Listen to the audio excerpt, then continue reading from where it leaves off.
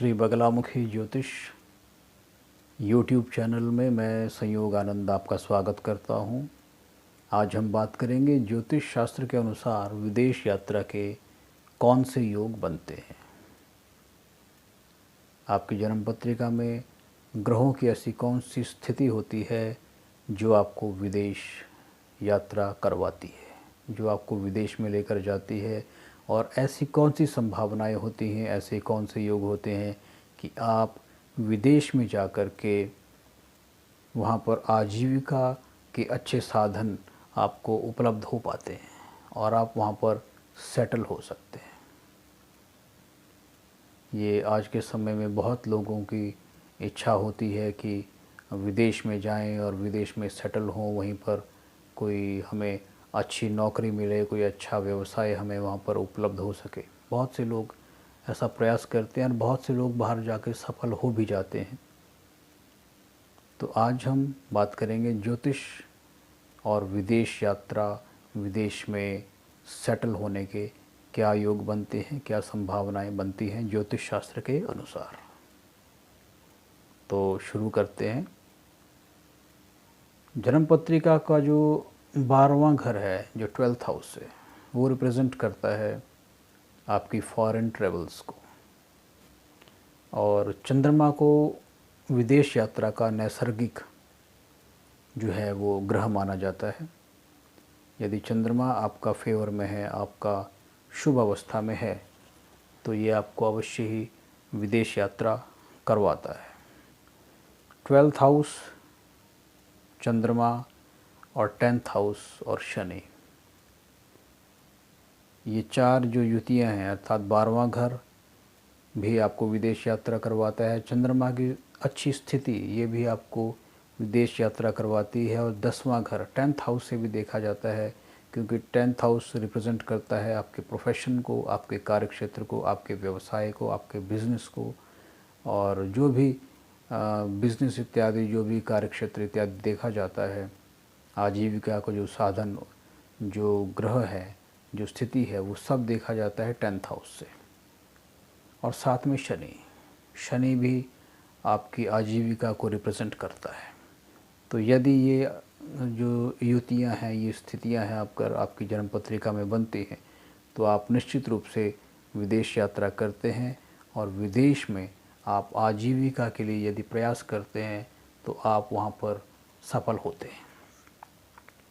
अगला योग बनता है कि यदि चंद्रमा आपका 6th हाउस में है, तो भी आप के जीवन में विदेश यात्रा होती है, और यदि आप प्रयास करते हैं तो आप फ़ौरन में सेटल भी हो सकते हैं।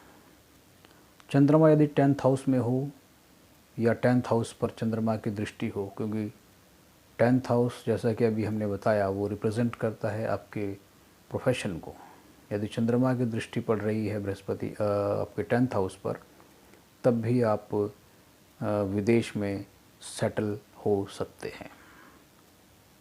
और इसके बाद में आता है चंद्रमा यदि 7th हाउस में है, चंद्रमा यदि 7th हाउस में है, तो भी आप विदेश यात्रा आपके फेवर में होती है, आप विदेश यात्रा कर सकते हैं, आपको लाभ होता है। शनि जो है वो आजीविका का कारक होता है।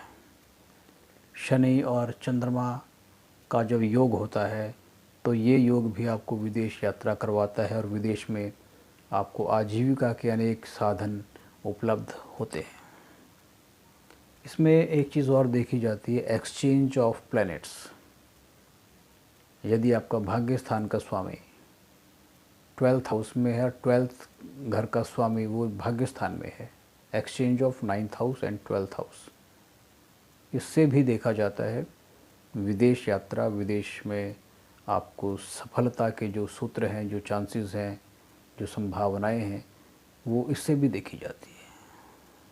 साथ में 7th लॉर्ड और 12th लॉर्ड, 7वें घर का स्वामी और 12वें घर का स्वामी, यदि इनका भी एक्सचेंज है, तब भी आपको विदेश में सफलता प्राप्त होती है। यदि 10th हाउस का जो स्वामी है, 10th लॉर्ड और 12th लॉर्ड, 12वें घर का और 10वें घर का स्वामी, यदि इनका भी स्थान परिवर्तन है, एक 10वें घर का स्वामी 12वें घर में है, 12वें घर का स्वामी 10वें घर में है, तब भी ऐसी संभावनाएं बनती हैं कि आप विदेश में जाते हैं और वहाँ पर बहुत बहुत प्रकार की आपको आजीविका के जो साधन हैं उपलब्ध होते हैं। और भाग्य स्थान का राहु, यदि राहु आपका भाग्य स्थान में है तब भी आप निश्चित रूप से विदेश यात्रा करते हैं। विदेश में आपको अनेक अवसर प्राप्त होते हैं, उन्नति के, धन प्राप्ति के, मान सम्मान प्रतिष्ठा आपकी विदेश में ही आपको प्राप्त होती है।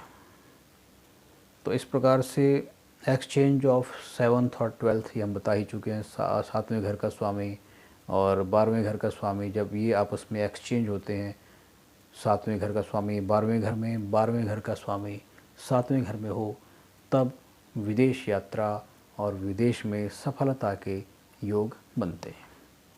इनके साथ और भी अनेक जो योग हैं और भी अनेक कॉम्बिनेशंस होते हैं ग्रहों के, तो जिसमें देखा जाता है कि और कितने प्रकार की संभावनाएं उसमें हो सकती हैं। ग्रहों की दृष्टियां होती हैं, ग्रहों के और भी ऊंच नीच इत्यादि जो अवस्थाएं हैं, ग्रहों की डिग्रीज देखी जाती हैं। तो दशा महादशा इत्यादि देखी जाती हैं कि आप किस समय में आपका जो है संभावना विदेश जाने की बन रही है, आप कब विदेश में जाना आपके लिए शुभ होगा। तो ये सब जो है वो उसके लिए एक आपको अपना जो जन्म पत्रिका है इसका विश्लेषण करवाना बहुत ही आवश्यक होता है, क्योंकि तभी एक सटीक एक्यूरेट जो जानकारी है वो सामने आती है कि कौन से ग्रह की दशा में आपका बाहर जाना, आपका फॉरेन जाना आपके लिए शुभ है।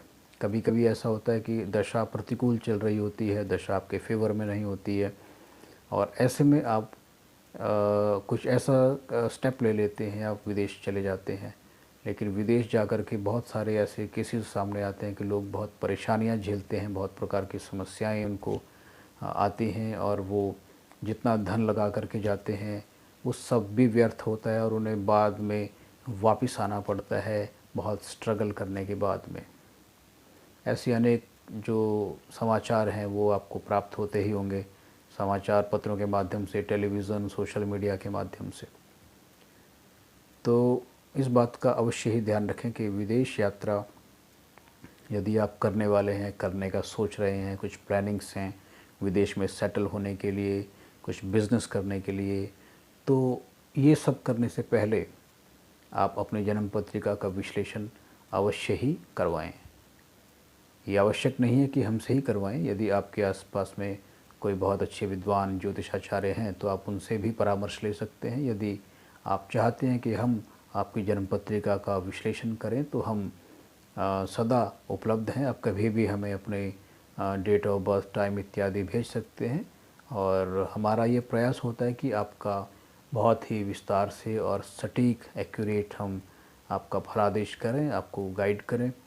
अपने लगभग 18 से 20 वर्ष के अनुभव से हम ज्योतिष और माँ बगलामुखी के अनुष्ठान, साधना इत्यादि कर रहे हैं देश के विभिन्न क्षेत्रों में, विभिन्न नगरों में, प्रांतों में, और विदेशों में भी बहुत से हमारे मित्र हैं जो हमसे निरंतर संपर्क में हैं, जो साधना और ज्योतिष परामर्श हमसे लेते हैं। तो यदि आप किसी भी प्रकार की जानकारी ज्योतिष से विश्लेषण हमसे करवाना चाहते हैं तो आपका स्वागत है। इन्हीं विचारों के साथ अपनी वाणी को विराम देता हूँ। दोबारा किसी अन्य विषय को लेकर उपस्थित होऊंगा। तब तक के लिए धन्यवाद। नमस्कार।